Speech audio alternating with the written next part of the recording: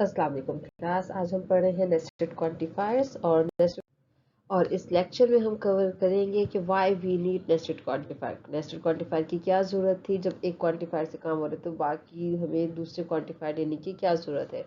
And different type of nested quantifier like for all x for all Y. आप या तो ये combination use करते हो जब हमारे पास टू प्रेडिकेट में टू वेरिएबल्स होते हैं, या फिर हम इस तरीके से सॉल्व करने यूज़ करेंगे फॉर ऑल एक्स पहले, देयर एग्जिस्ट वाई बाद में, फिर देयर एग्जिस्ट एक्स पहले यूज़ करेंगे फॉर ऑल वाई बाद में, और फिर बाद में there exist X and there exist Y. तो इन चारों में क्या डिफरेंस है, कब कब हमें कौन सा क्वांटिफायर यूज़ करना है, इसे हम डिटेल में डिस्कस करने वाले इस लेक्चर में। और ये चीज़ भी डिस्कस करेंगे जो बहुत से लोगों को समझ में नहीं आती कि for all x there exist Y हम लिख दें या पहले देयर एग्जिस्ट एक्स लिखें और फॉर ऑल वाई बाद में लिखें। इन दोनों में क्या डिफरेंस है? तो इन दोनों में मेजर डिफरेंस है। इन दोनों की ऑर्डर चेंज करने से हमारी जो मीनिंग्स हैं क्वांटिफायर प्रेडिकेट्स की वो चेंज हो जाते हैं। तो आप ज़रूर इसका जो ऑर्डर है वो ज़रूर अंडर कंसिडरेशन रखें कि आपको किस ऑर्डर का क्वांटिफायर यूज़ करने हैं, पहले क्या यूज़ करना है, देयर एग्जिस्ट या फॉर ऑल। ओके, फिर हम ट्रांसलेट करेंगे अपने स्टेटमेंट्स को by using quantifiers, and then हम क्वांटिफायर वाले स्टेटमेंट को इंग्लिश में ट्रांसलेट करना सीखेंगे। तो आज का ये लेक्चर अगर आप कवर करते हैं तो ये तमाम चीज़ें आपको क्लियर भी हो जाएंगी और आपके माइंड में सेट हो जाएगा कि आपने अपने एग्जाम्पल्स को कैसे सॉल्व करना है। So let's tune clan of Geeks and keep watching. Okay, सबसे पहले तो हम इस क्वेश्चन का आंसर करते हैं कि why we need nested quantifier. जब एक क्वांटिफायर से काम हो रहा था तो हमें क्या ज़रूरत है कि हम मल्टीपल क्वांटिफायर यूज़ करें। फॉर एग्जांपल, सबसे पहले हमने पढ़ा proposition like Tina has pass the interview test exam, और हमने इसकी क्लासिफिकेशन ऐसी की कि अगर ये प्रोपोजिशन है तो या तो आप इसे ट्रू में क्लासीफाई कर सकते हो या फॉल्स में। ठीक है, तो आई होप कि आपने प्रोपोजिशन समझा हुआ होगा। अगर नहीं समझा हुआ तो आप मेरी इसी लेक्चर्स की सीरीज़ में प्रोपोजिशन वाला लेक्चर्स देख सकते हैं, डिस्क्रिप्शन में लिंक मेंशन कर दिया जाएगा। और इसी तरह अगर हमें प्रोपोजिशन, हमें एक जर्नल स्टेटमेंट बनाना है जहां हम चाहते हैं कि टीना की जगह डिफरेंट क्लास के स्टूडेंट्स के नेम आते चले जाएं और ये स्टेटमेंट के साथ लिखा जाए has pass the interview test exam, तो हम लेकर आ गए प्रोपोजिशन के बजाय predicate more general form P X. आप एक्स की जगह चेंज कर सकते हो, टीना दे सकते हो, राहुल दे सकते हैं, कोई भी नेम असाइन कर सकते हैं, and has pass the interview test exam, इस तरीके से चेंज हो जाएगा। ओके, फिर हमने देखा कि अगर हमारी डोमेन में है all student of the class, हम सब स्टूडेंट के बारे में ये स्टेटमेंट कहना चाहते हैं, तो हमने फिर यूज़ किया quantifier for all X P of X means all class has pass the interview test exam. अगर आपने क्वांटिफायर्स नहीं समझे हुए तो सबसे पहले आप मेरा क्वांटिफायर वाला लेक्चर समझ लीजिए, डिस्क्रिप्शन में भी लिंक गिवन होगा और कार्ड भी ऐड कर दिया जाएगा यहाँ पे, तो आप ज़रूर देखें और ताकि ये लेक्चर समझना आपके लिए आसान हो जाए। और फिर for all X P of x ये भी हमने यूज़ कर लिया। तो इन सब में अगर आप एक चीज़ कॉमन देखो, एक वेरिएबल यूज़ हुआ है एक्स। कभी कभार हमें अपने स्टेटमेंट में एक से ज़्यादा वेरिएबल की ज़रूरत पड़ती है। फॉर एग्जाम्पल, अगर हमारे पास स्टेटमेंट ऐसा आ जाए Tina has pass the medical university entry test exam, अब हमने यहाँ पे टीना एक नाम तो था, उसके साथ एक अदर वेरिएबल शो कर दिया जो आपको बताएगा कि एंट्री टेस्ट किसका पास किया, मेडिकल यूनिवर्सिटी का, इंजीनियरिंग यूनिवर्सिटी का, या किसी खास यूनिवर्सिटी का आप नाम देना चाहते हो। तो मतलब मैं यहाँ पे एक और वेरिएबल असाइन करना चाहती हूँ। तो मैं अपने प्रिडिकेट को अब P of X, X has pass the entry test exam के बजाय इसको थोड़ा सा ऐसे चेंज कर दूंगी, P X comma Y which indicates that X has pass the Y entry test exam. तो जब भी कभी हमें अपने प्रोपोजिशन में ऐसा जर्नल स्टेटमेंट बनाना है जहां एक से ज़्यादा वेरिएबल यूज़ होते हैं, इंडिकेशन हो रही है, तो हम एक से ज़्यादा वेरिएबल यूज़ करेंगे। और इसी तरह जब हम वेरिएबल एक से ज़्यादा यूज़ कर रहे हैं तो हम क्वांटिफायर भी मल्टीपल यूज़ करेंगे, जिससे हम कहते हैं नेस्टेड क्वांटिफायर। जैसे आप अगर कंप्यूटर साइंस के स्टूडेंट हैं या इंजीनियरिंग के स्टूडेंट हैं तो और आप प्रोग्रामिंग समझते हो तो आपको पता होगा कि अगर हमारा काम ऐसा है जो एक लूप से नहीं हो सकता तो मल्टीपल लूप यूज़ करते हैं, और हम उसको कहते हैं नेस्टेड लूप। एक लूप के अंदर एक और लूप आ जाता है। इसी तरह क्वांटिफायर में जब एक क्वांटिफायर के अंदर एक और क्वांटिफायर आ जाता है तो इसे हम कहते हैं nested quantifier. For example, for all x there exist Y P x Y, इसका क्या मतलब हुआ? अगर कि पी एक्स वाई हम ये गिवन ही ले रहे हैं जो इससे पहले हमने यूज़ किया, तो for all X means all student, हमने डोमेन कंसीडर की थी ना all student of your class, तो हम कहते हैं okay all student has pass some universities, there exist Y means some universities in test exam. अगर यहाँ किसी एक खास यूनिवर्सिटी का नाम आ जाता तो भी हम यहाँ देयर एग्जिस्ट वाई लिखते, क्योंकि देयर एग्जिस्ट वाई का मतलब है कि एक या एक से ज़्यादा वैल्यूज एग्जिस्ट करती हैं जिसके लिए ये प्रॉपर्टी ट्रू है। तो हम कह सकते हो कि all student has pass some universities in test exam. तो यहाँ हमने यूज किया predicate with more than one variable, तो इसीलिए हमें नेस्टेड क्वांटिफायर यूज करने पड़े। हमें हर एक वेरिएबल की क्वांटिफिकेशन डिफाइन करनी है कि अगर x की बात कर रहे हो तो वो उसकी रेंज क्या है, किन वैल्यूज के लिए बात कर रहे हो, और अगर y बात कर रहे हो तो वो किन वैल्यूज के लिए बात कर रहे हो। आई होप कि थोड़ा सा कॉन्सेप्ट क्लियर हुआ होगा कि वाई वी नीड नेस्टेड को, हमें नेस्टेड क्वांटिफायर की जरूरत क्या है। अब देखते हैं इसे यूज कैसे करना है, उससे कितनी टाइप्स है। तो नेस्टेड क्वांटिफायर हम लोग कहाँ यूज कर रहे हैं, when you have a predicate with two variable. सही है, अगर हमारे पास दो वेरिएबल है, क्योंकि हम इस पूरे लेक्चर में दो ही वेरिएबल्स पे काम कर रहे हैं, तो और अगर मोर देन टू वेरिएबल्स है तो प्रेडिकेट क्वांटिफायर भी आपके पास मोर देन टू, जितने वेरिएबल्स है उतने क्वांटिफायर्स आ जाएंगे। ठीक है, all possible combination of those variables. For example W X Y means student X has visited website Y, ये आप डिफाइन करते हो, ये आप खुद डिफाइन करते हो। ठीक है, या एग्जाम में लिखा हुआ होगा कि डब्ल्यू एक्स वाई क्या रिप्रेजेंट कर रहा है, या फिर आप खुद से डिजाइन करते हो कि मैं इस स्टेटमेंट को किस तरीके से ट्रांसलेट करने वाला हूँ प्रीडिकेट एंड क्वांटिफायर में। L X comma Y mean X loves Y, means दो वेरिएबल की मुझे जरूरत थी, हम बताना चाहते हैं। फॉर एग्जाम्पल यहाँ पे आप ए स्टूडेंट का नाम दें और यहाँ बी स्टूडेंट का नाम दें, तो आप कह सकते हैं कि this student loves this student. P X comma Y means number X is greater than Y. ठीक है, अब फॉर एग्जाम्पल मैं यहाँ वन एंड जीरो लिख देती हूँ, तो हम लिखेंगे number one is greater than zero. ठीक है, तो आप एक्स और वाई की जो वैल्यूज यहाँ इंडिकेट करते रहोगे, उसके लिए हम इस स्टेटमेंट को एज इट इज रीड करेंगे। C X comma Y means student X has enrolled in class Y. तो इस तरह जब भी हमारे प्रीडिकेट में more than one variable use होंगे, हम अपने पास प्रीडिकेट में भी more than one variable show करेंगे, और इन वेरिएबल की क्वांटिफिकेशन यूज करने के लिए हमें nested quantifier यूज करने होंगे। So nested quantifier deal with the combination of multiple quantifier in a logical statement। क्या आपके पास लॉजिकल स्टेटमेंट है, एक से ज्यादा वेरिएबल है, उनकी क्वांटिफिकेशन को असाइन करने के लिए हम नेस्टेड क्वांटिफायर यूज करेंगे। और इसी तरह नेस्टेड क्वांटिफायर के हमारे पास 4 डिफरेंट टाइप्स है। For example for all x for all Y, P x Y means P x Y is true for every pair of X. आप एक्स और वाई की कोई भी वैल्यू ले लो, आपको जो गिवन स्टेटमेंट है ये दोनों के लिए ट्रू होगा। ठीक है, अच्छा अगर आपका स्टेटमेंट इस तरह का है कि for every value of X there is a Y, आप कहना चाहते हो कि एक्स की हर एक वैल्यू के लिए कोई वाई एग्जिस्ट करता है, जिसके लिए आपका गिवन स्टेटमेंट ट्रू है। ठीक है, तो आप क्वांटिफायर की तरतीब इस तरीके से रखेंगे। अगर आप ये स्टेटमेंट कहना चाहते हैं देयर इज एन एक्स, कोई एक एक्स ऐसा है, कोई एक एक्स, कम से कम एक एक्स ऐसा एग्जिस्ट करता है जिसमें आप वाई की कोई भी वैल्यू ले लो, स्टेटमेंट ट्रू होगा। अगर आप ये बात कहना चाहते हो तो आपको क्वांटिफायर की तरतीब ऐसे रखनी होगी। और अगर आप कहना चाहते हो there exist only one X for and this property is true at least one Y और एटलीस्ट वन एक्स, तो हम फिर इसको इस तरीके से रिप्रेजेंट करेंगे there is a pair of x and Y for which X comma Y is true. अगर इस तरीके से रीडिंग से आपको नहीं समझ में आ रहा, आपको डेफिनेशन से नहीं समझ में आ रहा, तो हम इसको समझते हैं अपनी कुछ एग्जाम्पल। ओके, सो यहाँ हम देखते हैं हमारे पास एक प्रेडिकेट है L X comma Y means X loves Y, और डोमेन में हमारे पास है all people of the world.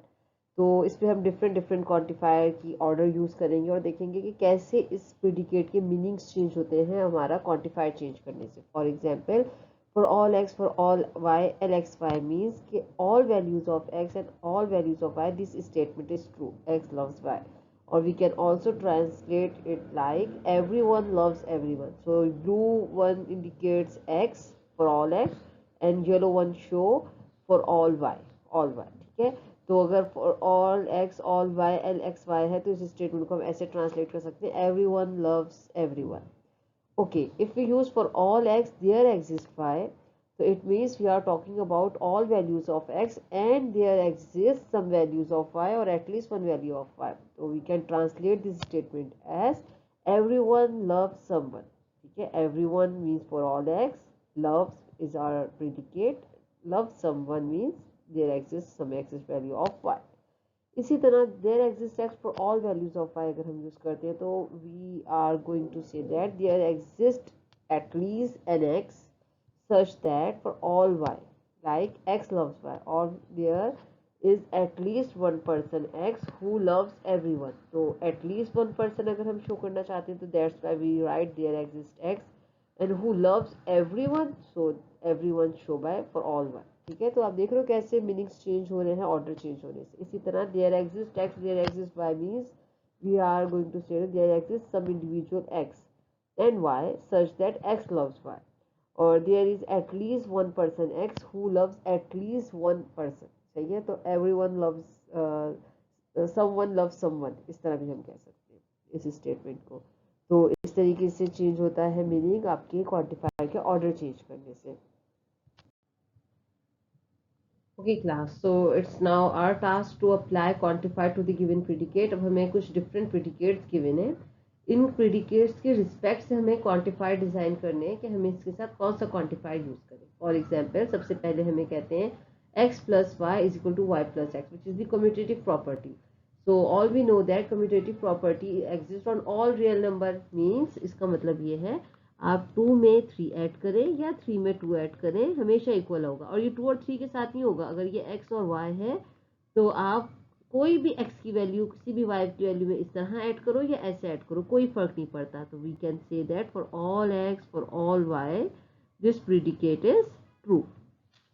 Okay, so next predicate is x plus Y is equal to 0। इसमें ये कहना चाह रहे हैं कि आप x में क्या ऐसा ऐड करें। फॉर एग्जांपल x आपके पास 1 2 3 4 कोई भी वैल्यू है, आप क्या y ऐड करोगे इसमें कि आपके पास आंसर आए 0। तो ये डिपेंड करता है x के, अगर x 1 है तो आप y माइनस 1 ऐड करोगे तो 0 आएगा, अगर x 2 है तो आप माइनस 2 ऐड करोगे तो 0 आएगा, 3 है तो माइनस 3 ऐड करने पे 0 आएगा, 4 है तो माइनस 4 है तो प्लस 4 ऐड करने पे 0 आएगा। तो ऑल एक्स, एक्स की कोई भी वैल्यू हो, for all x there exist Y, इसके रिस्पेक्ट से कोई ना कोई वाई एग्जिस्ट करता है, for which this property is true. तो हम इसको कैसे लिखेंगे, फॉर ऑल एक्स, एक्स की आप कोई भी वैल्यू ले लो, फॉर ऑल एक्स का मतलब कोई भी रैंडम वैल्यू आपने ली उसके रिस्पेक्ट से वाई एग्जिस्ट करेगा, देयर एग्जिस्ट वाई। सही है, पहले आप कहते हो फॉर ऑल एक्स, फिर आप कहते हो कि there exist Y. It means कि एक्स की किसी भी वैल्यू के लिए कोई ना कोई वाई एग्जिस्ट जरूर करता है जिसके लिए प्रॉपर्टी ट्रू हो। Okay, next statement is x multiply by y is equal to 0। किसी नंबर कोई भी आपने x 1 2 3 4 5 कोई भी x ले लिया, क्या मल्टीप्लाई करवाएं कि आंसर आ जाए 0। तो 0 ही एक ऐसा नंबर है जो आप किसी भी नंबर से मल्टीप्लाई कराओ आपके पास आंसर क्या आएगा, 0 आएगा। अच्छा, अब ये ऐसा भी हो सकता है कि आप x की कोई भी वैल्यू ले लो उसमें आप y मल्टीप्लाई करवाओ 0, या आप इसको ऐसे भी ले सकते हो कि आप y कोई भी ले लो और x 0 हो। x अगर 0 है, अब आप y कोई भी ले लो 1 2 3 4, जब भी आंसर दोनों का प्रोडक्ट 0 आएगा। तो इसे हम कैसे दोनों तरीकों से लिख सकते हैं, देयर एग्जिस्ट x, एक x ऐसा एग्जिस्ट करता है, 0 एग्जिस्ट करता है, आप y की कोई भी वैल्यू ले लो आंसर 0 आएगा।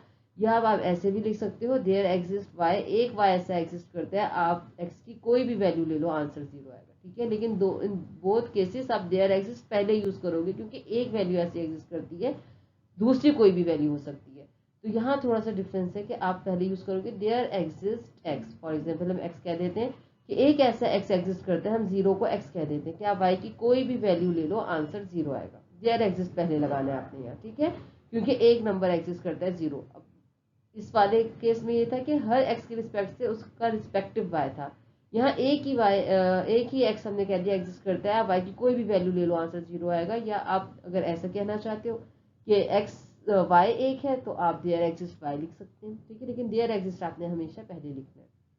ओके, नीचे मैंने एंड का ऑपरेटर यूज किया, कहते हैं X plus 2 is equal to, अगर मैं सिर्फ इतना लेती X plus Y is equal to 2, अगर हम सिर्फ इतना लेते तो हर x के रिस्पेक्ट से y चेंज होता रहता। आप x1 है तो आप y1 लेते हैं आंसर 2 आ जाता, अगर x2 है तो आप y0 लेते हैं आंसर 2 आ जाता, अगर x4 होता तो आप y माइनस 2 लेते, सही है, तो आंसर इसका 0 आ जाता। लेकिन इसमें फिर हम कौन सा केस यूज करते हैं, for all x there exist Y, ठीक है। लेकिन मैंने एंड की कंडीशन इसलिए यूज की कि आप ऐसा एक्स वाई बताओ जिसपे ये वाली कंडीशन भी फुलफिल हो रही हो और ये भी फुलफिल हो रही हो। तो इन दैट केस x हमारे पास अगर 1 है और y हमारे पास 1 है, तो देखो 1 प्लस 1 2 हो जाएगा, और इन दैट केस x 1 है और y 1 है तो 2 मल्टीप्लाई बाय 1 और ये 3 हो जाएगा। तो इन बोथ केसेस, और इसके अलावा कोई और नंबर अगर आप लोगे तो फिर ये दोनों कंडीशन फुलफिल नहीं होंगी। इसका मतलब है हम कहना चाह रहे हैं देयर एग्जिस्ट एक्स, एक एक्स और एक वाई एग्जिस्ट करता है for which this both condition becomes true. देखिए एक इक्वेशन होती तो ये वाले सिंबल्स लग जाते, लेकिन मुझे इसका केस डिजाइन करना था इसलिए मैंने एंड की कंडीशन यूज कर दी कि ऐसे एक्स और वाई से एग्जिस्ट करते हैं जिसके लिए ये कंडीशन भी ट्रू हो और ये भी ट्रू हो। तो हम लिखेंगे yes there exist an X and there exist an Y for which this both conditions becomes true, ठीक है। तो अब चारों का मतलब समझ में आ गया हमें, चारों को किस तरीके से यूज करना है, कब कब कहाँ कौन सा क्वांटिफायर यूज करना है, और कोई इसके क्वेश्चन अटेम्प्ट करते हैं। तो आई होप इस लेक्चर के एंड तक आप इस काबिल हो जाएंगे कि आप खुद से क्वांटिफायर डिजाइन कर रहे होंगे। ओके क्लास, अब हम देखते हैं कि ऑर्डर चेंज करने से क्वांटिफायर के कैसे मीनिंग्स चेंज हो जाते हैं। तो इन दोनों केसेस में तो कोई चेंजेस नहीं है, आप for all x for all Y लिखते हो या फॉर ऑल वाई पहले लिख के फॉर ऑल एक्स पहले बाद में लिखते हो, कोई फर्क नहीं पड़ता। फॉर एग्जाम्पल जो हमने एल एक्स वाई लिया था, समवन लव समवन, तो इस in that case it means everybody loves everybody, इसका मतलब भी यही है, every one loves every one, ठीक है। There exist X there exist Y अगर आप यूज करो तो it means someone love someone, इस केस में भी यही है, समवन लव समवन, लेकिन यहाँ मीनिंग्स चेंज हो जाएंगे। ये कहता है एवरीवन लव समवन, ठीक है, अगर आप वो एल एक्स वाई वाला क्वांटिफायर यूज कर रहे हैं, और यहाँ इसका मतलब हो जाएगा समवन लव्स एवरीबडी। तो इन दोनों केसेस में हमें ध्यान रखना होता है कि आपने क्वांटिफायर की तरतीब कैसे यूज करनी है। इससे पहले जो हमने लास्ट एग्जाम्पल की उसमें भी हम लोगों ने देखा कि अगर आपके पास ये एग्जाम्पल है, for example X plus Y is equal to zero, आप एक्स में ऐसा क्या ऐड करोगे कि जीरो है, तो आपने कहना है फॉर ऑल एक्स, कोई भी एक्स ले लो, देयर एग्जिस्ट वाई, उसके रिस्पेक्ट से वाई ऐसा एग्जिस्ट करेगा कि जिस पे आपकी ये प्रॉपर्टी, जिसको हम पी एक्स वाई से रिप्रेजेंट कर देते हैं, P X comma Y becomes zero, ठीक है। और अब अगर आपके पास ये केस है X multiply by Y is equal to zero, तो हम इसमें कहते हैं कि अच्छा आप एक्स कोई भी ले लो या वाई कोई भी ले लो, लेकिन for all x, for example हम कहते हैं for all x there exist y, एक वाई ऐसा एग्जिस्ट करता है, या इस बात को हम पहले लिखते हैं एक वाई ऐसा एग्जिस्ट करता है, या जीरो एक ऐसा एग्जिस्ट करता है कि आप एक्स की कोई भी वैल्यू से मल्टीप्लाई करो आंसर आएगा जीरो। तो कंडीशन टू कंडीशन हमें देखना होता है कि हमें पहले कौन सा सिंबल क्वांटिफाई यूज करना है और बाद में कौन सा क्वांटिफाई यूज करना है। कुछ और इसकी एग्जांपल्स देते हैं, then it becomes clear to us. Okay, तो लास्ट एग्जांपल हम लोगों ने जो डिस्कस की उसी हम यहाँ और डिटेल में देखते हैं। कहते हैं for all x there exist y, equal नहीं है इसके, तो for example p x y ने लिया x plus Y is equal to zero. अब आप there exist for all y use करोगे तो इट बिकम फॉल्स, आप कहना चाहते हो एक एक्स की वैल्यू ऐसी एग्जिस्ट करती है कि आप वाई कोई भी ले लो, आपकी कंडीशन आंसर जीरो आएगा। तो there exist for example one x, मैं ले लेती हूँ कि जीरो। अब आप जीरो में कोई भी वाई ऐड कर लो, वाई जो है आप वन लेते हो, टू लेते हो, थ्री फोर फाइव सिक्स, सही है, one two three four five six, क्या इसमें ऐड होके जीरो आएगा? नो। और जीरो के अलावा कोई और नंबर भी ले लो, टू ले लो, थ्री ले लो, फाइव, तो अगर मैं ये कहती हूँ there exist an x for all value of Y, this becomes true, so no this is not true for this condition, this condition is true for all x, आप x की कोई भी वैल्यू लो, देयर एग्जिस्ट उसके respect से कोई ना कोई वाई एग्जिस्ट करेगा for which this condition is true. तो इस अगर आपने इस कंडीशन को शो करना है तो आप इस तरीके से कंडीशन को नहीं लिख सकते, आप इस तरीके से, इस तरतीब से, इस ऑर्डर से क्वांटिफायर्स को लेना ज़रूरी है। तो ये ऑर्डर आप याद रखें कि आपने क्या बात एक्सप्रेस करनी है। फॉर ऑल एक्स आपने ये कहना है कि हर एक्स के लिए रिस्पेक्टिव वाई है, तो आप ये तरतीब यूज़ करें।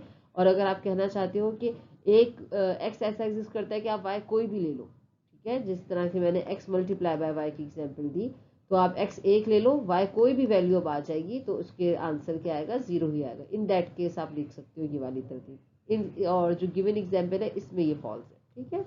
तो ऑर्डर ऑफ क्वांटिफायर बहुत मैटर करता है, आप देख के क्वांटिफायर यूज कीजिएगा।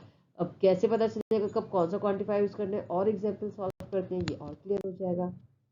For example, use quantifier to express each of these statement. The sum of two positive integer is always positive. इसका मतलब है अच्छा डोमेन देखो कि हमारे पास कौन कौन से नंबर है, कहते हैं ऑल पॉजिटिव इंटीजर हैं आपकी डोमेन में, ठीक है। तो अगर हमारी डोमेन में ऑल पॉजिटिव इंटीजर है तो हम कह सकते हैं for all x for all y, x plus Y is equal to is always greater than zero, ठीक है।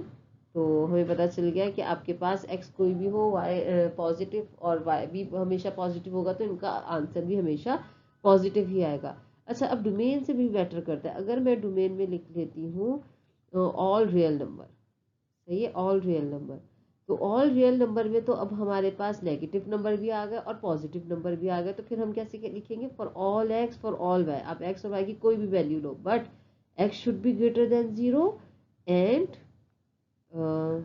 एंड या एंड का सिंबल आप यूज कर लें, दिस वन कंजंक्शन, सही है, y is greater than zero, तो और this implies that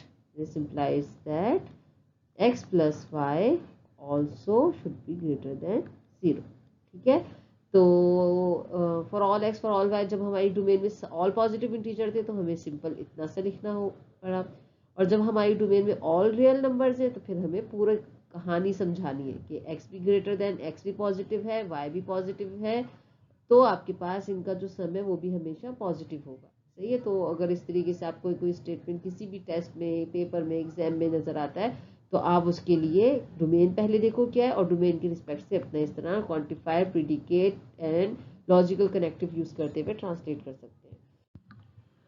Okay, now use quantifier to express each of these statements. So first statement is every real number except 0 has a multiplicative inverse. हमें ये नहीं बताना कि true या false है, हमें इसे एक्सप्रेस करना है क्वांटिफायर यूज करते हुए अपने लॉजिकल स्टेटमेंट्स में। ठीक है, तो every real number it means they are talking about for all values of x has a multiplicative inverse, so there exist y से इसका इन्वर्स शो करेंगे, एक्स का मतलब कोई भी नंबर हो जाए, और एक्सेप्ट 0 तो इट मीन्स एक्स, हम कहना चाह रहे हैं एक्स मल्टीप्लाई बाय वाई। अच्छा, जब भी कोई नंबर अपने मल्टीप्लिकेटिव इन्वर्स से मल्टीप्लाई होता है तो ये 2 का मल्टीप्लिकेटिव इन्वर्स होगा 1/2, हमारे पास आएगा 1। इसी तरह 5 का मल्टीप्लिकेटिव इन्वर्स होगा 1/5, हमारे पास आएगा 1। तो कोई भी नंबर जब अपने मल्टीप्लिकेटिव इन्वर्स से मल्टीप्लाई होगा so we have 1, so x multiply by Y is equal to 1। It means every number has its multiplicative inverse except x is not equal to 0। ठीक है, तो आप इस तरीके से इस पूरे स्टेटमेंट को, ये स्टेटमेंट इंग्लिश में लिखा हुआ है और ये हमारे क्वांटिफाई या लॉजिक डिजाइनिंग में लिखा हुआ है। जिस तरीके से आप रिसर्च आर्टिकल्स में लिखते हो अपनी बात को, या आप कहीं कोई सूडो कोड लिखते हो तो उसमें आप ये लैंग्वेज यूज करते हो समझाने के लिए, तो हम ये सीख रहे हैं। Okay, now the statement is if a person is a female and a parent। तो ये मैंने येलो इसलिए लिखा है ताकि हमें पता चले कि अच्छा हमें एक इसका प्रीडिकेट डिजाइन करना है, एक इसका प्रीडिकेट डिजाइन करना है, and then this person is someone's mother. और आगे उन्होंने कहा है कि आप ये बात भी शो करो कि this person is someone's mother. तो हम इसे पहले हम अपने प्रीडिकेट डिजाइन करते हैं कि क्या होंगे। देखो यहाँ पर्सन इज अ फीमेल तो हम सिर्फ एक्स ले सकते हैं, which indicates that x is a female. Okay, next is the parent, तो q ऑफ x हम ले लेते हैं which represent as x is a parent. Next is person, x person is someone's mother. तो एक तो x पर्सन हो गया, अब समवंस मदर, अब इसका मतलब है कि यहाँ एक क्वांटिफाई, एक वेरिएबल से काम नहीं होने वाला, हमें यहाँ पे दो क्वांटिफायर यूज करने होंगे। तो हम ले लेते हैं M x comma y indicates x is mother of y। तो इससे हमें पता, हमारी कंडीशन बताती है कि हमें एक वेरिएबल से हमारा काम हो जाएगा या हमें मल्टीपल वेरिएबल्स यूज करने। ठीक है, तो कहते हैं if a person is female, तो इफ देन की कंडीशन जब आ जाती है तो हम इम्प्लाइज यूज करते हैं और उसको लिखते हैं person is a female. So okay, p of x and के लिए कंजंक्शन ऑपरेटर यूज किया, इज अ पेरेंट के लिए हम यूज करेंगे q of x। This condition is if condition, और इसके बाद देन लिखा है this person is someone's mother, तो it means this implies that this person is someone's mother. तो इसको हमने लिया M x comma Y, X is mother of Y. अब यहाँ हमने पूरी कंडीशन स्टेटमेंट तो डिजाइन कर लिया। क्वांटिफायर क्या यूज होंगे, एक्स। एक्स का क्या मतलब है कि किसी भी पर्सन की आप बात कर रहे हो, फिर हमने उसमें कहा कि वो फीमेल होनी चाहिए और पेरेंट, तो उसका मतलब है फॉर ऑल वैल्यूज है, कोई भी बंदा अगर वो पेरेंट है एंड वो फीमेल है तो वो मदर होगा। और वाई क्या है, हर एक बंदे की बात नहीं कर रहे, अब सिर्फ उन चिल्ड्रंस की बात कर रहे हैं जो किसी ना किसी मदर से एसोसिएटेड है, तो there exist some values of y. Okay class, now our task is to translate this statement into English language। ठीक है, तो यहाँ quantifier predicates में define है, हमें बताने के इंग्लिश में इसका simple meanings क्या है। So first statement is there exists x for all y, x multiply by y is equal to 1। तो सबसे पहले देखते हैं x multiply by y is equal to y का क्या मतलब है। इसका मतलब कि y जब भी x से मल्टीप्लाई हो एज इट इज आ जाए, कौन सा नंबर है ऐसा, 1। कोई भी नंबर जब इस 1 से मल्टीप्लाई होगा हमारे पास एज इट इज आ जाएगा। 1 multiply by 1 1, 1 multiply by 2 1, 1 multiply by 3 1। तो इट मीन्स ये कहना चाहते हैं देयर एग्जिस्ट मल्टी, तो 1 कहलाता है इन दैट केस मल्टीप्लिकेटिव आइडेंटिटी, क्योंकि कोई भी नंबर 1 से मल्टीप्लाई होने पे अपनी आइडेंटिटी लूज नहीं करता। तो 1 इज मल्टीप्लिकेटिव। इसी तरह जैसे आपने मैट्रिक्स में पढ़ा होगा आई मैट्रिक्स 1 0 0 1 आइडेंटिटी मैट्रिक्स है, क्योंकि कोई भी मैट्रिक्स आई मैट्रिक्स से मल्टीप्लाई होकर अपनी आइडेंटिटी लूज नहीं करता है, एज इट इज आ जाता है। इसी तरह मल्टीप्लिकेटिव आइडेंटिटी 1 होती है, कोई भी नंबर 1 से मल्टीप्लाई होगा तो एज इट इज आ जाता है। तो यहाँ इन्होंने इसलिए लिखा देयर एग्जिस्ट एक्स, तो हम लिख सकते हैं there exist, oh there exist multiplicative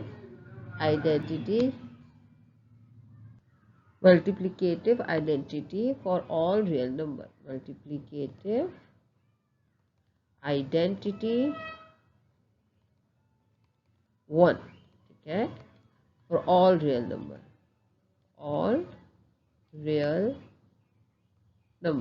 ठीक है। सेकंड कहते हैं for all x for all y, it means for all values of x and for all values of y as h x is greater than equal to 0, it means x is positive और 0 and y is negative number, so x minus y should be greater than 0. It means when we subtract a negative number from a positive number we have always a positive number, ठीक है। तो इसको आप as it is लिख सकते हैं difference of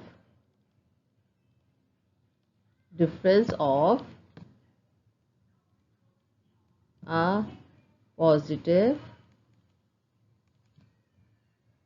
and negative. Okay, difference इसलिए थोड़ा सा वो नहीं होगा, इसमें हम ये लिखते हैं व्हेन वी सब्ट्रैक्ट। डिफरेंस में ये हो सकता है कि आप x माइनस वाई करो या y माइनस एक्स, दोनों डिफरेंस ही कहलाते हैं। तो हम इसको ऐसे लिख सकते हैं when we subtract a negative number from a positive number, so we have always a positive number. Okay, so इस तरह जो आपको स्टेटमेंट है पहले आप देखिए कि क्या इसका मीनिंग है और इस तरीके से आप इसको ट्रांसलेट कर सकते हैं। तो ये आपका टास्क है, आप इसे पढ़ें और कमेंट में मुझे ज़रूर रिप्लाई करें कि इस जो स्टेटमेंट लिखा हुआ है इसको आप कैसे इंग्लिश में ट्रांसलेट करोगे, इसका क्या मतलब है, ठीक है। सो इट्स योर टास्क, ताकि मुझे समझ में आए कि आपको लेक्चर समझ में आ रहा है या नहीं आ रहा। और लास्ट में हमारे पास है एक एक्सरसाइज क्वेश्चन। हम लोग जो बुक फॉलो कर रहे हैं वो है application of discrete mathematics by Rosen, ठीक है। तो आप इसको ये एक्सरसाइज सॉल्व कर सकते हो या बुक्स में से देख के कोई भी सॉल्व कर सकते हो। और इस एक्सरसाइज का आंसर आप कोशिश करो, अटेम्प्ट करो, और अगर नहीं समझ में आता तो मैं नेक्स्ट लेक्चर आपको लास्ट में यहाँ पे डिस्क्रिप्शन में भी नज़र आ रहा होगा इसका लिंक, और मैं लास्ट एंड स्क्रीन पे भी इसका लिंक दे दूँगी, कार्ड भी ऐड कर दूँगी। तो आप ज़रूर इसको देखो, समझो और करने की कोशिश करो। नहीं समझ में आता तो मेरा नेक्स्ट लेक्चर ट्यून करो। Thank you so much, keep watching.